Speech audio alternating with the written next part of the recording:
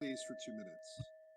Thank you, Mr. Chairman. Good afternoon, everyone. I'm Edward Achman Mitchell. I am the National Deputy Director of the Council on American Islamic Relations. Before I joined CARE, I was a journalist, and before that, I was a criminal prosecutor. And so I believe facts matter, and I've been very disturbed during this hearing to see people just say things that are blatantly false, just not true about CARE, our history, and our positions. It would take me probably half an hour to go through all the falsehoods that were shared, but I wanted to note a few things for the committee and then make sure you know I'm happy to answer any questions you have about specific allegations that were made. First and foremost, I want to say this loud and clear. CARE has always condemned anti-Semitism and always condemned terrorism for 30 years. It's on our website. You can see it in black and white. And we've specifically condemned back since October, the October 7th attack on civilians. It's not a matter of opinion, it's a matter of fact. It is true our director, Nihat Awad, made remarks that he himself admitted were not clear enough, and he clarified those remarks in an editorial in writing that we provided to you. Zainab Dr. Chaudry, made some remarks on her personal social media. She has clarified and addressed. So it's very important to understand CARE is an institution. Our institutional positions are not things that you just say. They are in writing, they're on our website, and they're very, very clear. Number two, it's been said that CARE has been cut off by the government. CARE is, even during the Trump administration, engaged with every level of government. I was on the phone with the White House a few weeks ago about a hate crime. We were engaging with the Justice Department, the FBI, about a hate crime last week, because the government understands that we are the Muslim community's chosen resource to deal with Islamophobia. There are many other things that were said here that were not true, but the one thing I want to emphasize to you all is don't make a decision based on what you're hearing. Make a decision based on facts, based on what is in writing, what is clear. Muslims have been victimized by bigotry and smears for years. The Maryland General Assembly should not let that happen. Make decisions based on facts, and the facts are that CARE is the nation's largest Muslim civil rights group. We condemn all forms of bigotry, always have, and God willing, we always will. Thank you. Thank you very much. Zainab Chaudry, please. Thank you so much. Good afternoon, Chair Clippinger, members of the House Judiciary Committee. I want to begin by thanking our friends at the ACLU, NAACP, especially the Jewish Voice for Peace, and many others who are testifying before you today against this bill, but also thousands others who have reached out to you expressing strong opposition to House Bill 783. Over the last few weeks, perhaps like many of you, I've received a flood of messages from community members and allies who see this bill not only as an attack against myself and CARE, but also on them and anyone who stands for human rights. I am not there before you right now because I have received death threats as recent as yesterday. My office logged 223 hate bias complaints and requests for assistance between October and December of 2023. This number doesn't include the hate mail and death threats that I and my colleagues have received as activists in the public eye advocating for justice. That's partly why when House Speaker Adrian Jones announced the decency agenda this legislative session, it was very welcome news. Decency demands that we exhibit moral courage to address unspeakable atrocities. It calls on us to stand for justice, to condemn collective punishment, and to hold space for those who've been wronged and who've been dehumanized. It demands that we not manufacture controversies and distort truths in order for us to be more comfortable in the spaces that we ourselves occupy at the expense of others' safety and liberty. It compels us to never lose sight of our own humanity, because when we lose sight of our own humanity, we've truly lost our way. American Muslims and Christian and Muslim Palestinians across the state, around the country, around the world are grappling with the trauma, pain, and horror of witnessing unfathomable violence unfolding at our fingertips for over 138 days, combined with the unprecedented hate bias within our own cities, largely being met with silence. A robust, effective hate crimes commission must center the voices and experiences and concerns of directly impacted communities in order to inspire trust and achieve its objectives. It's not the role to dictate who decide who should represent any single impacted community on such a commission. Finally, I just want to say that our communities have made it clear that CARE is their voice in this body. It would be a betrayal of their interests and voices if they are robbed of their chosen voice amid a rising tide of anti-Muslim and anti-Palestinian hate. Vice Chair Delegate Sandy Bartlett asked if there was a meeting of the commission to convene after the posts were raised and they were brought into question. And I do have an answer for that. I'll wait for the committee to ask questions before I answer that question. We'll do that. I'm sure the vice chair will probably ask that question momentarily. I'll ask members of the committee. I have there were more people who were available virtually. I wanted to make sure that there will be another group afterwards, sir. I wanted to make sure that there were 4 people at the table, and then there were these people who were testifying virtually. I would ask members of the committee to please direct your questions to one of the people who have testified up until now. There should not be questions to everyone on this panel because it's a little bit larger than we have traditionally had. And with that, the vice chair. Thank you, Mr. Chair. Dr. Chaudry, could you please answer the question with respect to if there's been any meetings since the postings in question? Yes, and in fact, those conversations are ongoing. The commission has met. There have been conversations happening around the code of conduct. The Attorney General did provide specific recommendations and parameters that the commissioners had a chance and opportunity to weigh in on. And I think part of the challenge here is that this is a very new commission, and there hasn't been an opportunity to even do any meaningful work in terms of addressing hate bias within our state. So that conversation is ongoing. And commissioners do have an opportunity to provide input on what that code of conduct would look like.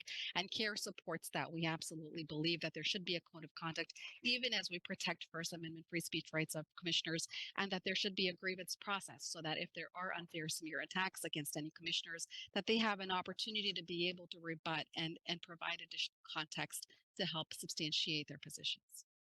Mr. Chairman, Thank you for that question. I have a follow-up question, Dr. Chaudry. So the members were chosen by statute? So the bill sponsor could speak better to that, Delegate Vogel, who introduced the bill last session that passed. But in statute, there were specific organizations that were listed, including CARE, NAACP, and a few other organizations. There have been conversations about how we can include other members and expand the scope of the commission, especially because we understand that currently, as it stands, the commissioners do not reflect every single community that is impacted by hate bias. And I think that's a conversation that's ongoing. There have been suggestions raised on how we can bring in maybe advisory committee members who could participate and still provide input to the commission as it does its work and executes its mandate. But that's also something that it makes it a little bit more challenging because the organizations that are in statute are the ones that have been listed. Okay. And just one follow-up question. Were you an advocate for the Hate Crimes Commission? Absolutely. CARE was part of the Hate Crimes Task Force before the commission was created. We testified in favor of the bill to create the commission itself. We have been deeply dedicated and committed to pushing back against hate against all communities. And we believe that especially in this climate, it's very important and critical that this commission be able to proceed with the task of understanding why there is such a huge issue of underreporting within our communities and what steps we can take to ensure that our communities are safe. And this is a distraction. These social media posts that are being mischaracterized, that have created such a public media circus, are being mischaracterized, and they're distracting from the focus of the commission. And so what I would ask personally, as someone who has been brought in— Before you ask Sure. that, Chaudry, my question is more specific. Were you personally an advocate for the hate commission? I was. Absolutely. Yes, ma'am. Thank you for that question. That's where I was going. I wanted to know if you personally were. Thank you so much. I appreciate it. Thank you for that question.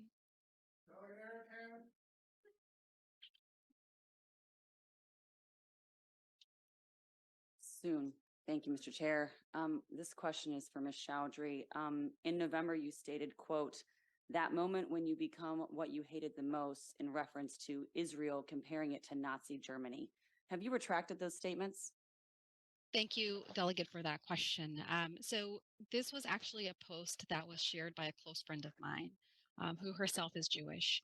And I think that in her post, she had drawn parallels between what we're seeing in modern history or modern day and present day in Palestine with Nazi Germany. And I think when that post was shared, that context did not translate over. Since that post was shared, I've had conversations with close friends of mine who are Jewish, and I have actually myself come to understand why that was so painful for the Jewish community. And this has been probably one of the most challenging but also most enlightening and rewarding moments in the sense that these conversations have helped me understand and have a better sense of the impact of these parallels, these comparisons for my friends in the Jewish community.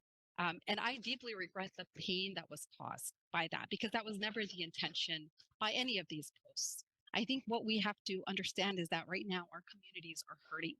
And the Palestinian American community across the state, around the country, who I personally have been speaking with, have felt silenced and erased and invisibilized. And so those perspectives are part of the mandate that my organization carries. But thank you for that question. And yes, I have had conversations with friends of mine who've helped me understand the broader context around those posts. Yeah, I just don't really think I got a clear answer other than, no, I have not publicly retracted and apologized for the statements. Thank you.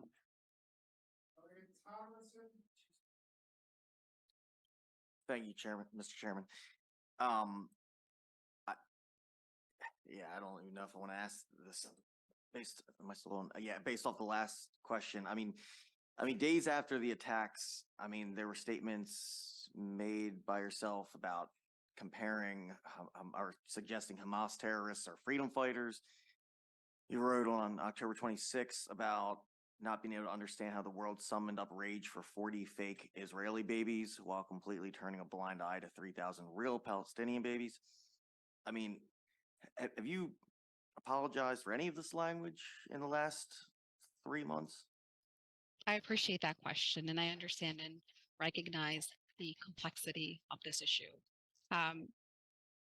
I think more so than the posts, I think what we need to focus on here is the fact that communities are in pain, and each of us bring perspectives to the table that are shaped and informed by the communities that we advocate for and represent.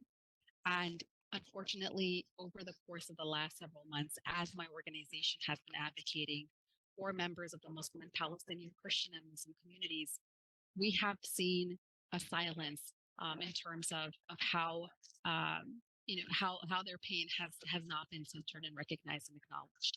And if we were to sit down and just tackle each post one by one, it would be easy to go into the context and share the nuances and provide additional information on what inform those specific posts.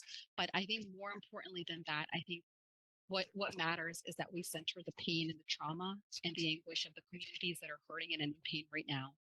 And through this commission, moving forward, we recognize that in order for this commission to be able to carry out its objective, that it is able to humanize communities that have been consistently dehumanized, that have consistently been subjected to hatred and vilified and censored and erased and removed from spaces of especially authority and power. And they haven't had the opportunity to have closure because of that pain and trauma, which is ongoing, which is lingering and ongoing for many members of our communities. Thank you for that question.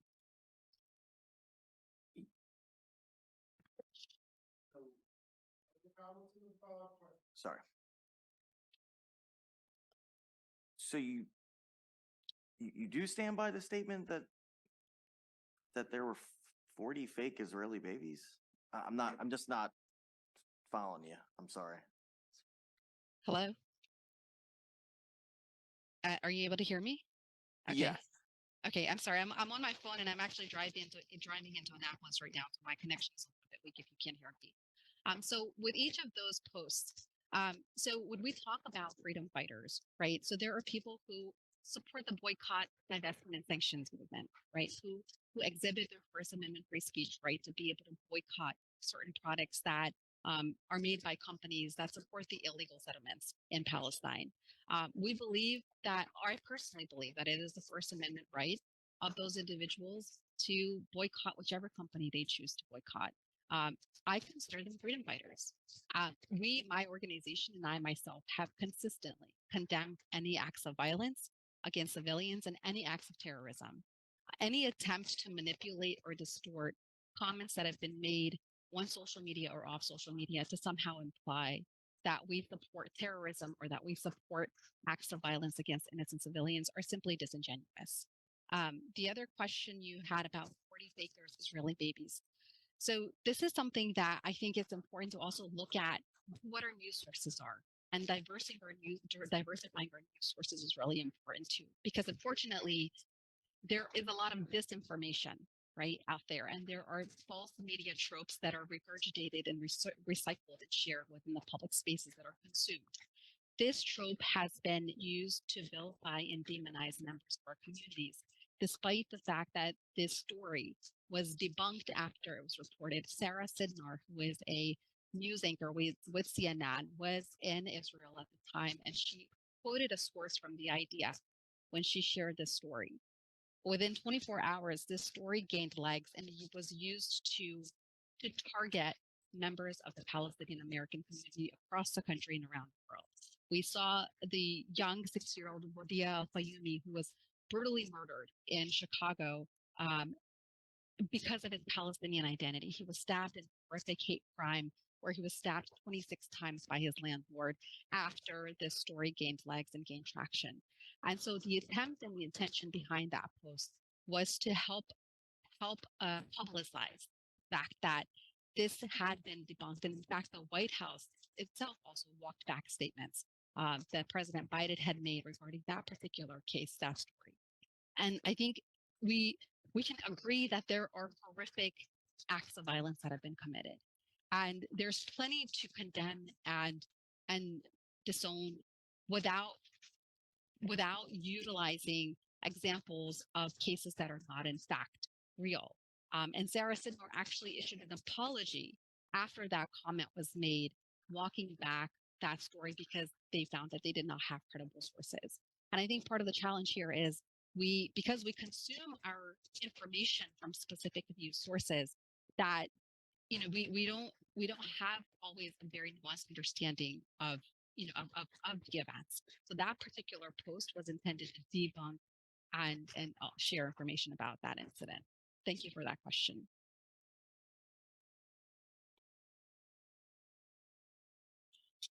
Being no further questions for this panel, thank you all very much. There's one person who signed up to testify favorable with amendments. We're going to hear from Alexandra Levine right now. And then after that, I know there are several people who are still seeking to testify virtually. There are people who are in the room. We will get to that panel next, but we take these panels separately. So the favorable with amendments panel will go right now. Please go ahead. Thank you so much. My name is Alexandra Levine. I'm a Jewish liaison and national faith leader, and I'm a direct descendant of a prime minister of Israel. My family literally built Israel. I've dedicated my life to combating anti-Semitism, the persecution of Christians and other minorities.